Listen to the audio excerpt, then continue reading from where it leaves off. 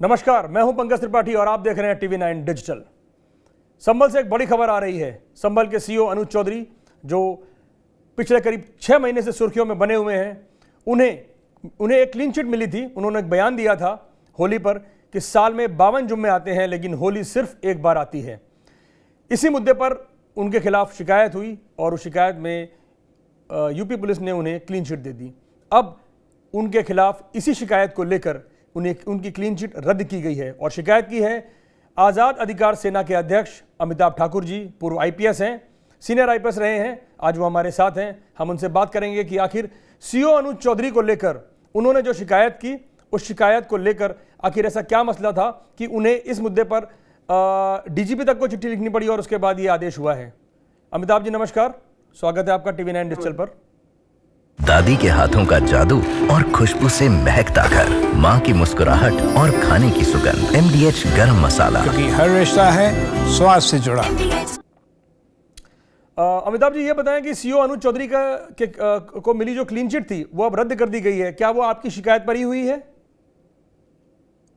जी देखें, मैंने जनवरी में एक शिकायत की थी और उसके बाद फिर मार्च में 2 और शिकायतें की, क्योंकि लगातार श्री अनुज चौधरी जो सीईओ हैं उनके एडमिनिस्ट्रेटिव मिसकंडक्ट को लेके जो मैं समझ पाया हूं, जो मेरा अपना परसेप्शन है एडमिनिस्ट्रेटिव मिसकंडक्ट का, जो मैंने नौकरी में हमेशा देखा, उसके अनुसार कई सारे ऐसे इश्यूज दिख रहे थे जो मुझे लग रहा था कि वो केवल जो पावर दैट बी है, यानी जो सत्ताधारी दल है, कथित रूप से जो उनका चॉइस है या उनकी जो इच्छा है उसके अनुरूप कार्य करने और जो संविधान की मूल आत्मा है, जो कानून का जो बुनियादी सिद्धांत है, उसके विपरीत कार्य करने के आचरण दिख रहे थे। जो मेरी अपनी समझ है, जो मेरी अपनी जानकारी है, उसी के अनुसार मैंने यह शिकायत की थी, जिसमें जैसा आपने बिल्कुल वाजिब कहा, पहले उस संदर्भ में उन्हें क्लीन चिट दिया गया था।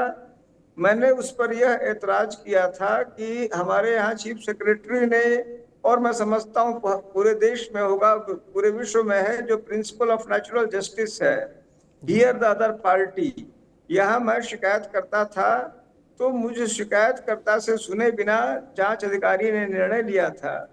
उसको मैंने नैसर्गिक न्याय के सिद्धांत के विपरीत बताते हुए यह अपने पुनरीक्षण की बात कही थी, जो स्वीकार किया गया है और पुनः मुझे अपना बयान देने को आदेशित किया गया है। जी, तो अमिताभ जी आपका जो जैसा कि हमने पिछली क्लीन चिट में ये पाया, जो सरकार ने जो पुलिस की ओर से ये क्लीन चिट में ये मेंशन किया गया था कि ये जो क्लीन चिट दी गई है ये उस पूरे बयान की जांच को लेकर दी गई है, उसकी जांच की गई। और अभी इस समय जिन्होंने ASP जो श्रीश चंद्र हैं, जिन्होंने इस जांच को दोबारा जांच के लिए आदेश दिया है, मेरा ख्याल आपके पास जो जांच अपनी बात कहने के लिए जो चिट्ठी आई होगी वो भी उन्हीं के जरिए आई होगी। तो उसमें उन्होंने यही कहा था कि उस बयान में कुछ मिला ही नहीं, उस जांच में कुछ मिला ही नहीं, और अब उसी बयान की ही जांच होनी है। तो ये कैसे होगा, थोड़ा सा जरा विस्तार से बताइए हमारे लोगों को, क्योंकि उसी बयान में क्लीन चिट मिली और कहा कि उस बयान में ऐसा कुछ मिला ही नहीं। तो आखिर जब बयान वो दिया गया है, वो बयान ऑन रिकॉर्ड है, वो मीडिया में आया बयान, सीधे उन्हीं के मुखार बिंदु से जो है फ्रॉम द हॉर्सेस माउथ ये चीज़ देखी सुनी गई है, तो उसमें कुछ मिला नहीं, तो ये बात समझ में आई नहीं। जरा इसको थोड़ा सा विस्तार से आप समझा सकते हैं?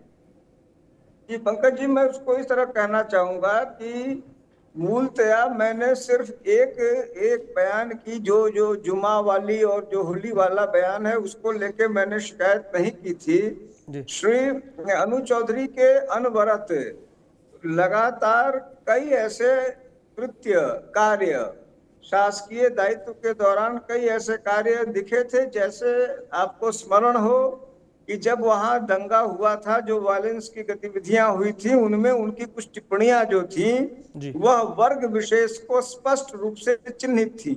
वह टारगेटेड बयान था जिसको कोई भी आसानी से समझ सकता था, देख सकता था। दूसरी शिकायत मैंने की थी कि उनको लेकर एक वर्ग ने, जहां जहां वर्गगत लड़ाइयां होती हैं वहां हर वर्ग को अपनी बात कहने का अधिकार है। एक वर्ग ने गंभीर उन पर आरोप लगाए थे कि उन्होंने इस पूरी प्रक्रिया में अत्यंत ही पक्षपातपूर्ण आचरण किया है। जो संभल का दंगा है, जिसको लेके जांच भी चल रही, जिसमें मैंने भी अपने तथ्य रखे हैं, उसमें जिस प्रकार से एफआईआर दर्ज हुए, एक एफआईआर अनुज चौधरी जी ने भी कराया, उस एफआईआर में उन्होंने जो तथ्य लिखे, उसके बाद लगातार 7-8 एफआईआर एक ही संदर्भ में कर दिए गए, जो प्रथम दृष्टया विधि का उल्लंघन दिखता है। क्योंकि आप भी जानते हैं, मैं भी जानता हूं कि अगर एक एफआईआर एक थाने में हो जाए तो उसी संदर्भ में बार बार एफआईआर नहीं हो सकता। लेकिन आपको यह जान के आश्चर्य होगा पंकज जी कि इस मामले में संभल की पुलिस ने उसी संभल थाने में 7 एफआईआर 1 या 2 दिन के अंदर किया, और वहां के सीओ थे श्री अनुज चौधरी, जिन पर इस मामले में पक्षपातपूर्ण आचरण का आरोप लगा। वह अपने आप में, तो उस दंगे में उनका जो भूमिका थी वह भी अपने आप में एक महत्वपूर्ण संदर्भ था। दूसरा महत्वपूर्ण संदर्भ जिसकी जांच श्री चंद्र जी ने नहीं की, श्री अनुज चौधरी पे अनवरत विगत दिनों कई प्रकरणों में, कई ओकेजन्स पे वर्दी में, बावर्दी जिसको हम लोग पुलिस की भाषा में कहते हैं, इन यूनिफॉर्म, कई ऐसे प्रोग्राम्स में, रिलीजियस प्रोग्राम्स में, रिलीजियस ढंग से सार्वजनिक रूप से शामिल होने के तथ्य सामने आए, जो उनसे वांछनीय नहीं थे, उनके पार्ट ऑफ ड्यूटी नहीं था। जैसे मैं जन्मना हिंदू हूँ, बहुत इस देश में बहुत सारे लोग हिंदू हैं, बहुत लोग मुसलमान हैं और धर्मों के हैं, लेकिन हमें, जब हम वर्दी में हैं तो वर्दी स्वयं में एक धर्म है। जैसे जैसे आर्मी एक अपने आप में धर्म कहते हैं, वर्दी, पुलिस की वर्दी एक धर्म है। इसको लेके तमाम डायरेक्टर जनरल ऑफ पुलिस ने बहुत स्पष्ट सर्कुलर्स दिए हैं कि वर्दी के साथ, क्योंकि वर्दी से बड़ी गरिमा उस व्यक्ति के लिए, आप और हम फिल्मों में देखते हैं, हमारे समय अमिताभ बच्चन, आप थोड़े लड़के हैं तो आपके समय जो भी रहा हो, वो वर्दी के लिए अपने जान न्यौछावर कर रहा है, उस वर्दी के लिए, इस वर्दी के लिए, जंजीर में, तो इसमें उसमें उस वर्दी पर अगर अगर आपकी सोच किसी धर्म से, किसी जाति से, किसी से संबंधित है, तो आपको यह तो अधिकार है कि आप अपनी वर्दी से अलग हो जाएं, उस धर्म के लिए अपनी आहुति दें।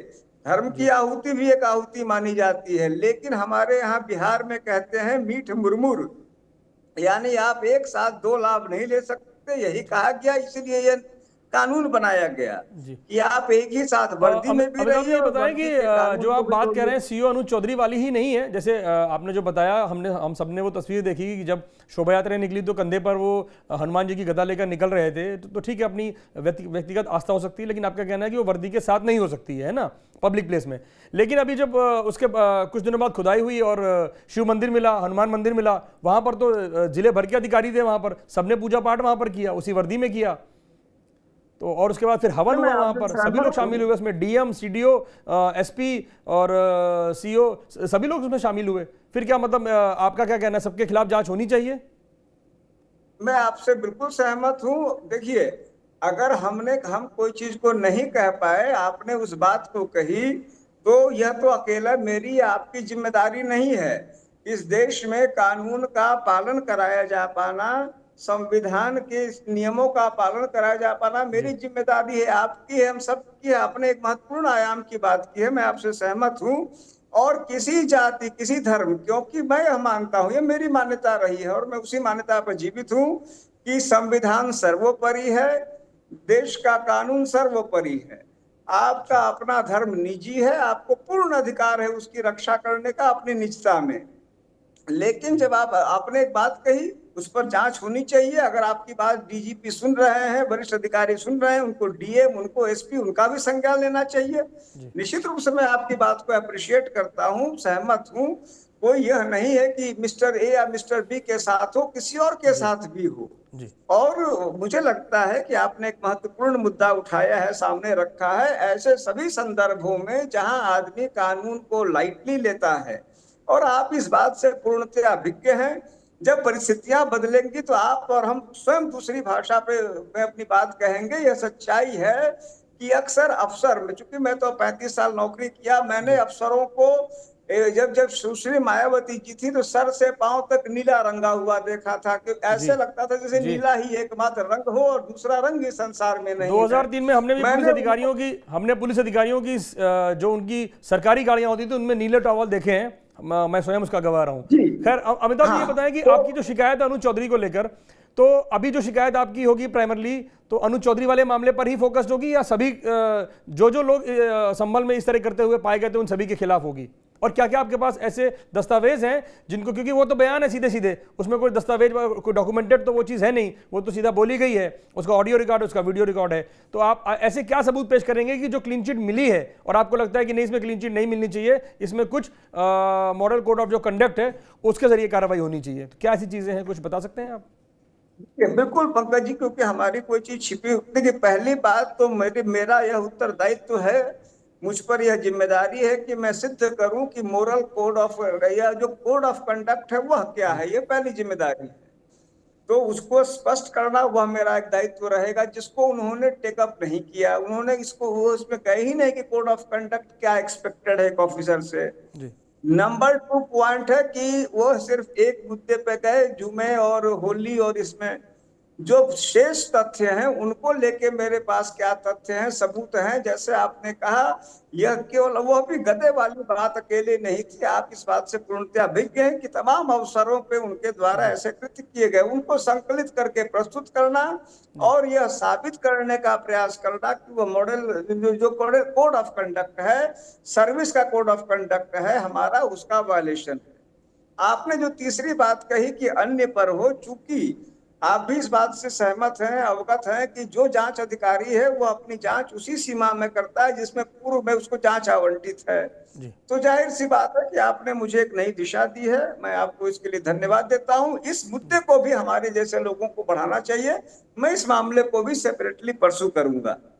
जी धन्यवाद अमिताभ जी। हम यही जानना चाह रहे थे कि आखिर एक ऐसा मसला संभल का और एक ऐसे पुलिस अधिकारी जो सुर्खियों में लगातार बने रहे और उनके बयान सुर्खियों में रहे, उसके बाद उस बयान को लेकर उनको जो क्लीन चिट मिली वो भी सुर्खियों में रही, और अब एक बार खबर ये है कि वो क्लीन चिट रद्द कर दी गई है, वो भी एक पूर्व आईपीएस की शिकायत के बाद। अब देखना ये होगा कि पूर्व आईपीएस अमिताभ ठाकुर जो आज़ाद अधिकार सेना के अध्यक्ष भी हैं, वो आखिर, चूंकि वो पुलिसिंग को बहुत अच्छी तरह समझते हैं, 35 साल सर्विस कर चुके हैं, सीनियर आईपीएस के तौर पर रिटायर हुए हैं, तो देखना यह होगा कि अब उनकी शिकायत के बाद सीओ अनुज चौधरी पर कोई कोड ऑफ कंडक्ट के तहत कार्रवाई होती है या फिर उन्हें एक बार फिर क्लीन चिट मिलती है। आप देखते रहिए TV9 डिजिटल।